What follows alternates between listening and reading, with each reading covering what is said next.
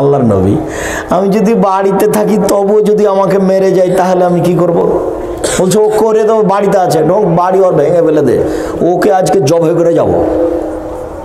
তাই বলছে দলীয় ক্ষমতা কত দেখবেন আপনি। কোথায়? বলে বাড়িতে আছে, চল বাড়িতে ধরে বাড়িতে পিঠে আসবো। তো আল্লাহর নবী আমাকে যদি বাড়িতে মারতে আসে তাহলে আমি কি করব? আপনি তো বলছেন বাইরে যায়ও না, তো বাড়িতে এসে যদি মারে, তখন আল্লাহ রাসূল বলছেন কুন খাইরিবনে আদম, আদমের দুই ছেলের ভালোর মতো হও, আদমের দুই ছেলের ভালোটার মতো হও, আদমের দুই ছেলের ভালোটার মতো হও।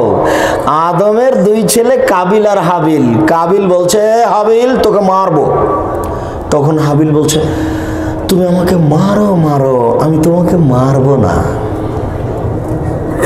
কাবিল বলছে হ্যাঁ হাবিল তোকে আমি মারবো, তখন হাবিল বলছে তুমি আমাকে মারো মারো, আমি তোমাকে মারবো না। বাড়িতে এসে যদি মেরে যাই তাহলে তাকে বলতে হবে তুমি আমাকে মারো কিন্তু আমি তোমাকে মারবো না। তোমার পাপ নিয়ে আমি পরকালে উঠতে রাজি নই, তুমি আমারটা নিয়ে উঠো।